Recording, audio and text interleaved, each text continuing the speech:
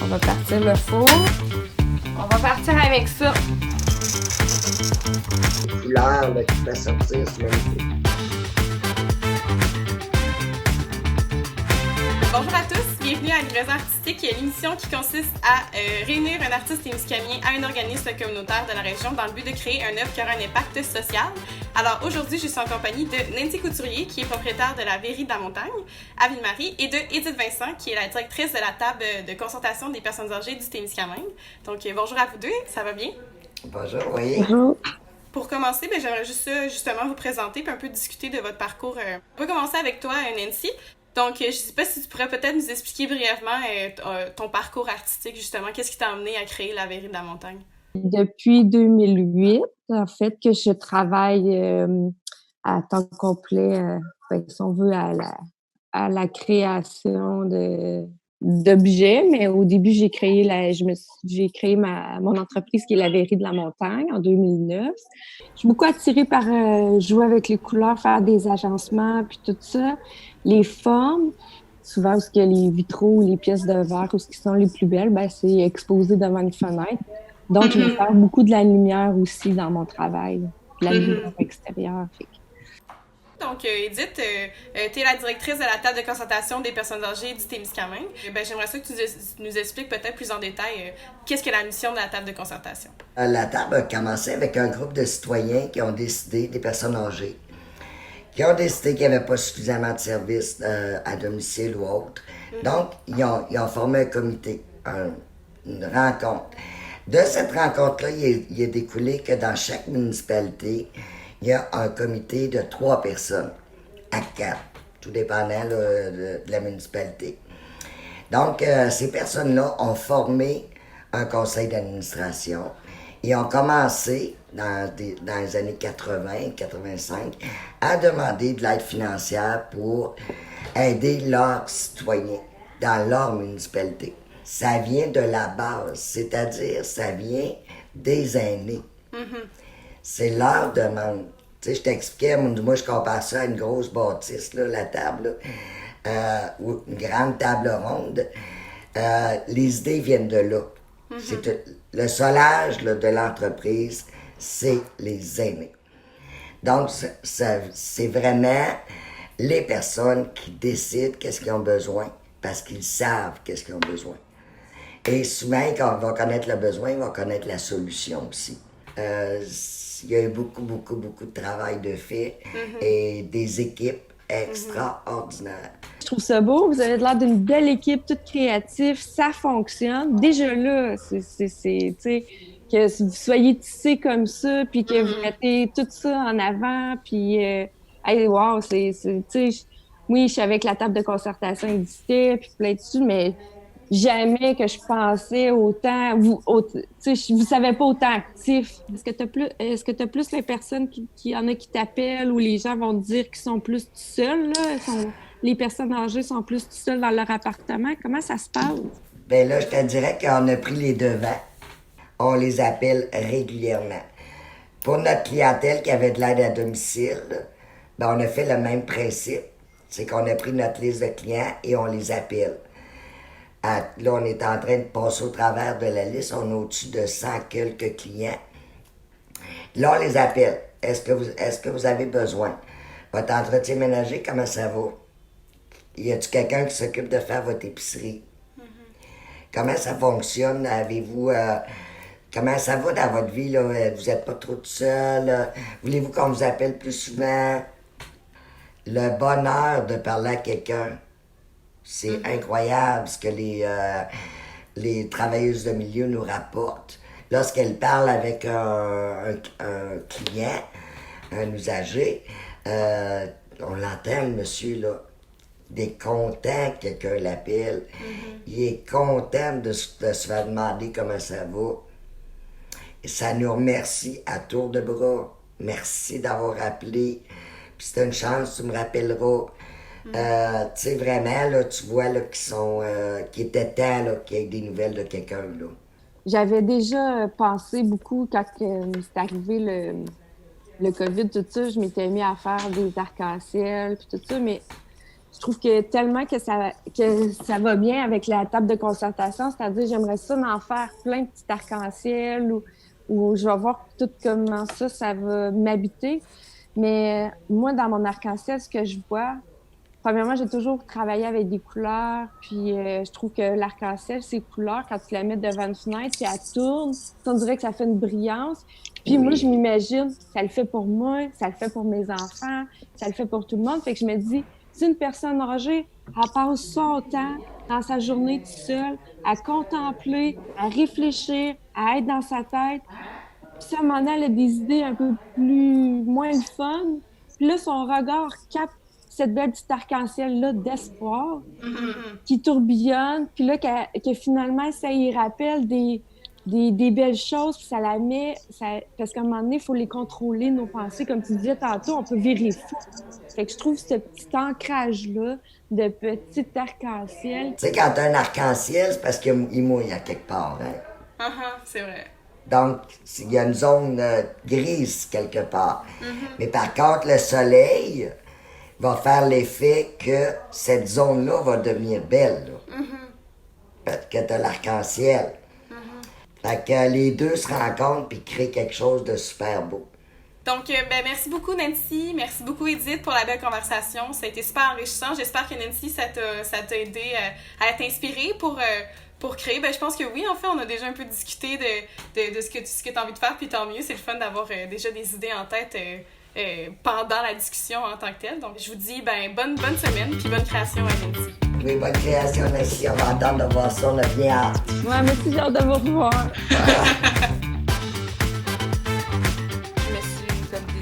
Je me suis fait un petit croquis, je sais pas. Fait qu'avec mes couleurs, puis là, je suis allée sélectionner des petits échantillons de couleurs qui traînaient dans l'atelier pour voir comment que je visualisais tout ça. Fait que ici, moi, je vais commencer avec du rouge, je vais aller vers l'orangé. Ensuite, on a le jaune. Ensuite, les tons de vert. Là, je prends différents tons. Fait que là, je sors comme les teintes de vert que j'aimerais. Comme là, je vais aller sortir, je vois, j'ai du orange ici. Je vais vous montrer qu'est-ce que ça peut ressembler. Une planche de verre, comme ça. Souvent, j'ai des planches que ça peut aller de 2 pieds à 4 pieds. Là, on a un morceau de 2 par 2 qui va me servir pour faire les arcs-en-ciel. Je vais mettre ici. Je vais commencer. Là, il me manquerait mon rouge.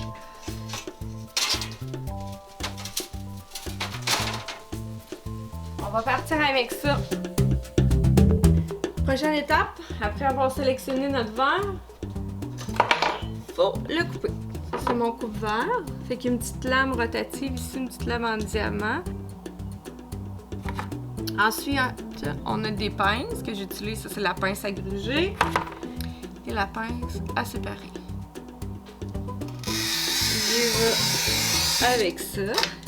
Ensuite, je prends les pinces à séparer pour séparer le verre. Vous allez me voir faire ça une partie de la journée, là.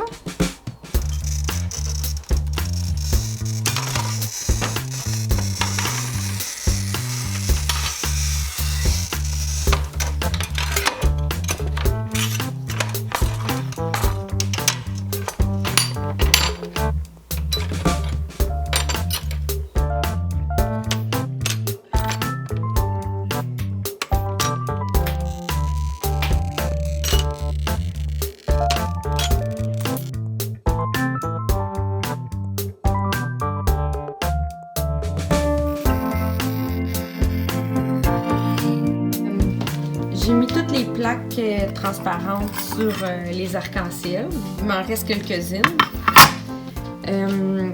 Ensuite, j'ai tout nettoyé les arcs-en-ciel, comme ça. Ça s'en va pour être nettoyé.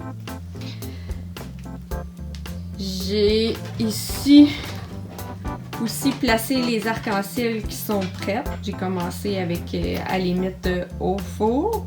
On va partir le four. On va monter le four jusqu'à 1450 pour 15 minutes, mais ça va monter, ça va prendre comme 4 heures avant que le four Ah non, 7 heures avant que le four atteigne sa température jusqu'à 1450. Bon, j'ai sorti les arcs-en-ciel du four ce matin. Je les ai lavés. Là, on va percer un trou. Quand j'arrive à la fin comme ça, je détermine dans quel sens je veux positionner mon arc-en-ciel. Je l'aime-tu mieux comme ça? Je l'aime-tu mieux comme ça? Ou je pourrais décider de faire 2 trous puis la mettre comme ça. Mais elle, ici, je l'aime bien comme ça, pour qu'elle tombe comme ça. Et que je vais aller positionner mon trou ici.